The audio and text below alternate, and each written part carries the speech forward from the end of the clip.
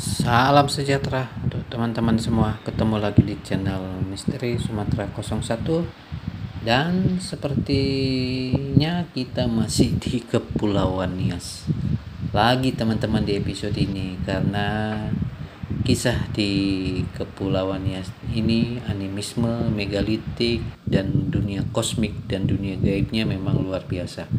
Beberapa episode sudah kita sampaikan di Nias ya, mulai animisme, megalitik, dan tradisi penggal kepala. Nah, khusus tradisi penggal kepala ini kita akan menceritakan tentang sebuah penelitian yang dilakukan seseorang dari Eropa di tahun 1886, tepatnya 200 tahun yang lalu deh. Untuk itu kita akan memberikan judul di episode ini, Modigliani di Tanah Kepala, Jejak Eropa di Nias 1886. Oke, teman-teman, kita akan memulai kisah ini. Tahun 1886, Elio Modigliani, seorang penjelajah dan etnografer Italia, menjejakkan kakinya di tanah yang asing bagi dunia Eropa, Nias Selatan atau Kepulauan Nias, khususnya desa Hilizihono. Ia bukan hanya menemukan adat istiadat yang eksotis, tapi memasuki dunia yang dijaga oleh roh leluhur, batu keramat, dan darah manusia. Disinilah Modigliani menyaksikan tradisi penggal kepala bukan sebagai kekejaman, melainkan doa yang dipahat dalam tindakan.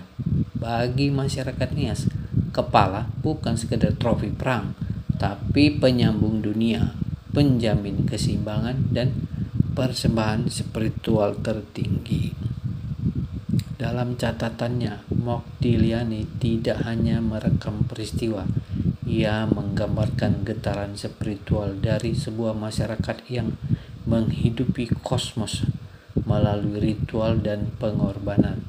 Baginya, Nias bukan sekedar pulau yang terpencil, tapi jendela menuju cara pandang dunia yang jauh lebih dalam dan sakral daripada yang dipahami oleh akal barat. Modigliani membawa pulang artefak dan kisah, tapi jiwa Nias tetap tinggal di batu, darah, dan angin yang ia tinggalkan. Ia adalah saksi, tapi bukan pemilik cerita.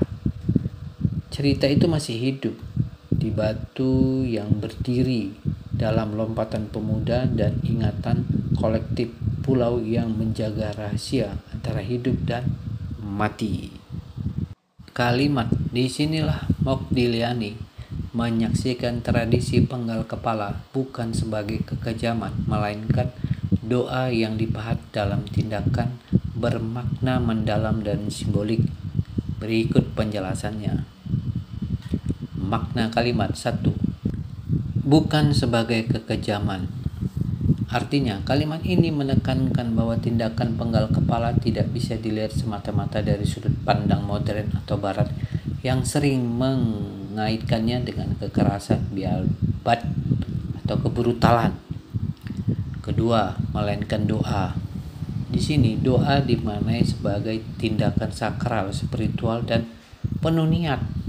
Dalam budaya Nias dan beberapa tradisi megalitik lainnya, penggal kepala dilakukan bukan hanya untuk membunuh, tapi sebagai bentuk pengorbanan demi menjaga keseimbangan antara dunia manusia dan dunia roh. Kepala manusia mengandung energi kehidupan, dan dalam konteks ini diserahkan sebagai persembahan tertinggi. 3. Yang dipahat dalam tindakan. Ini metafora kuat.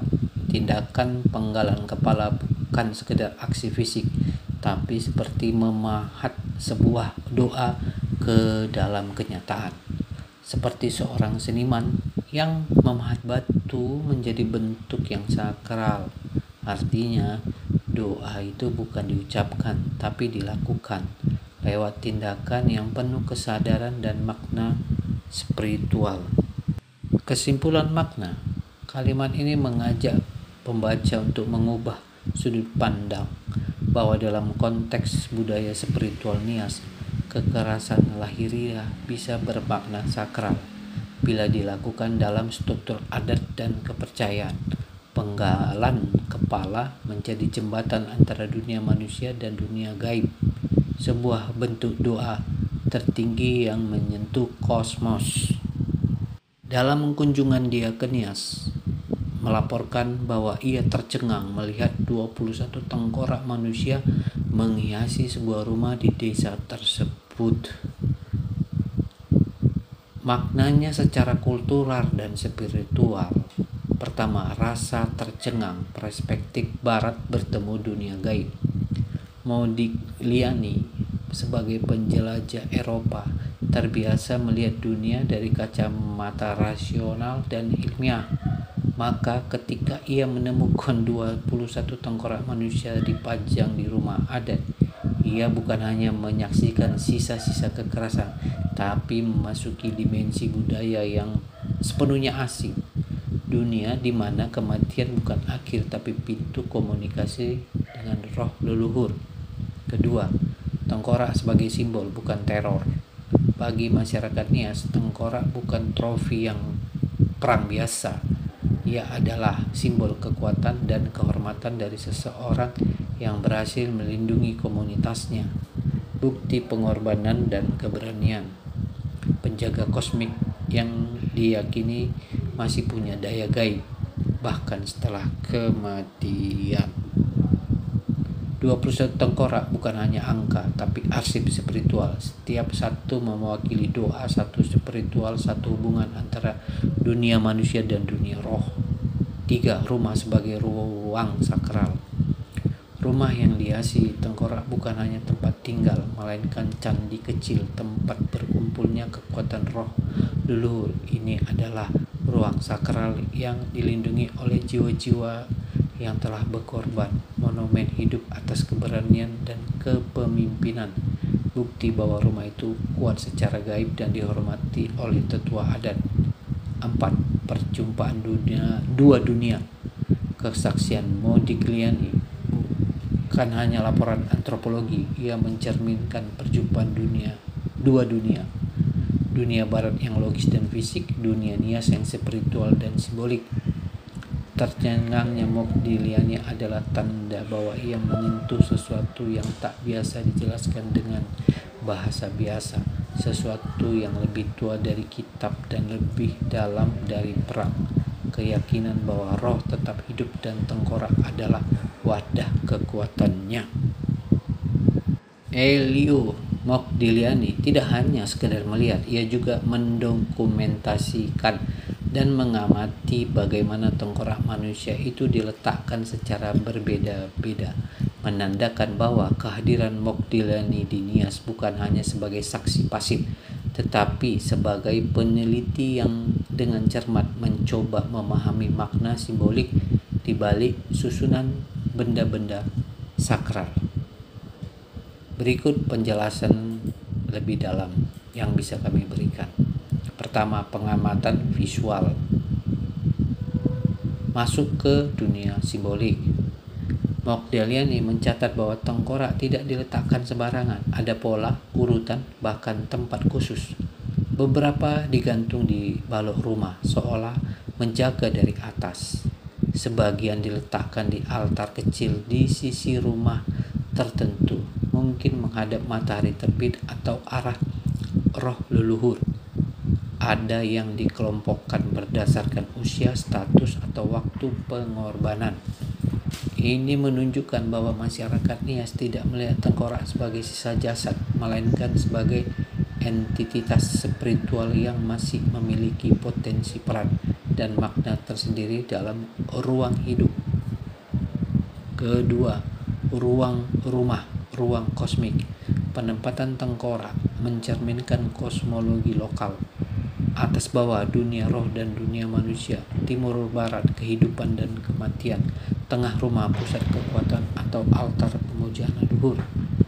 Dengan mencatat penempatan ini, Mokdeliani secara tidak langsung memetakan peta roh masyarakat Nias, bagaimana mereka menata rumah seperti menata semesta kecil.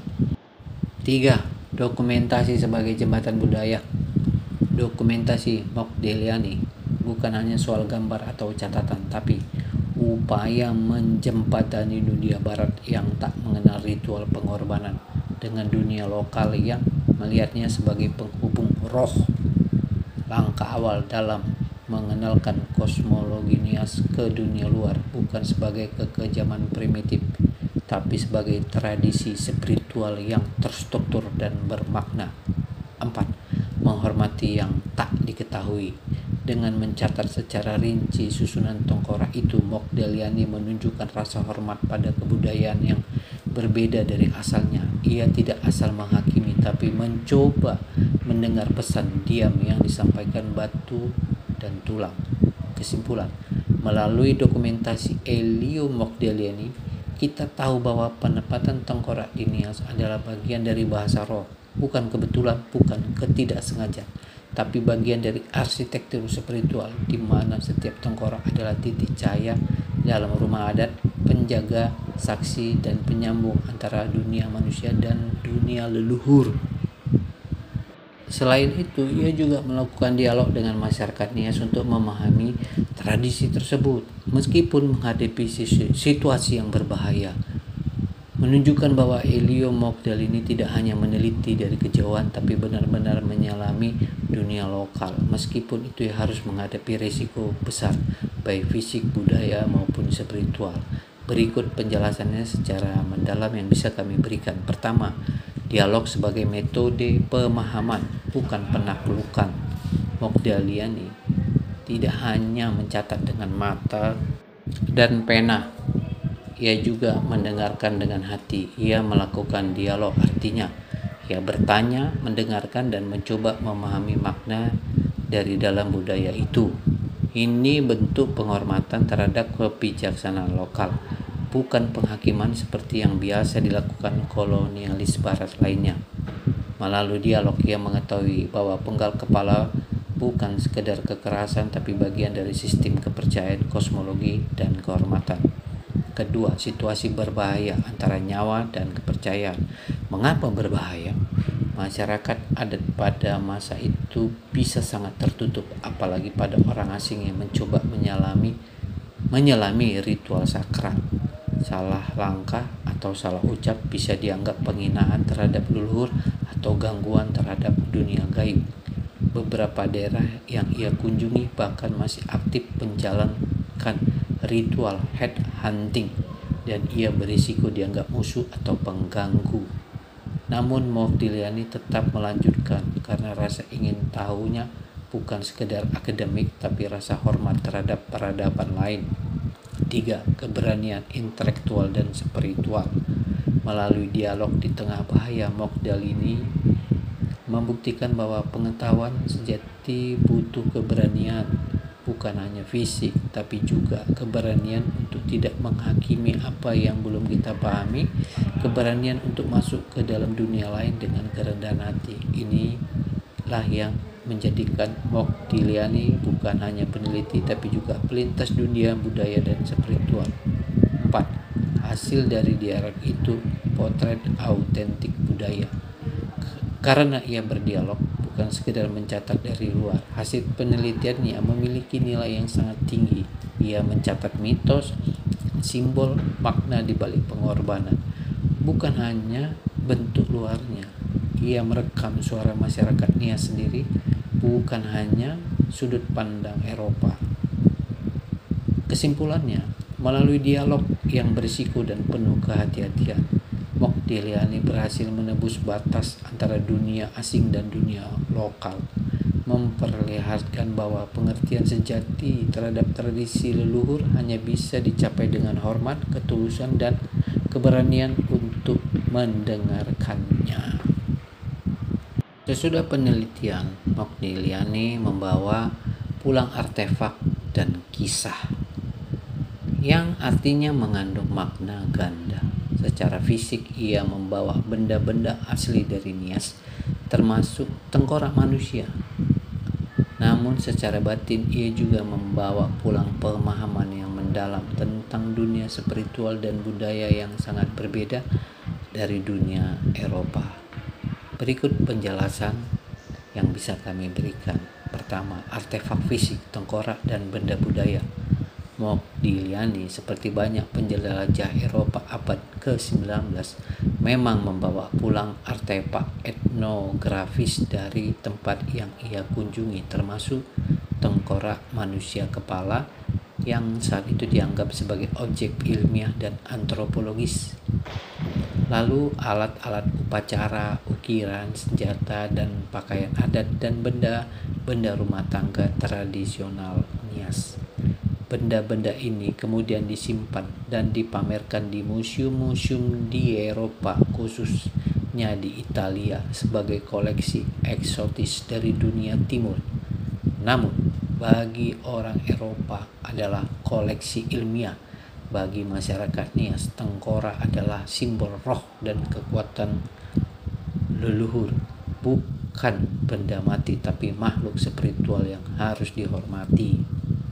Kedua, kisah dan kosmologi, warisan tak berwujud. Lebih dari benda, Modigliani juga membawa kisah tentang makna penggal kepala sebagai bagian dari kesucian dan kehormatan, bukan kebiadaban. Tentang struktur sosial, hubungan manusia dengan roh leluhur, dan bagaimana adat istiadat menjaga keseimbangan kosmos. Ia menulis buku, catatan lapangan, dan laporan ilmiah yang hingga kini menjadi sumber penting sejarah dan antropologi, khususnya Nias. 3. Dilema etika dan warisan spiritual.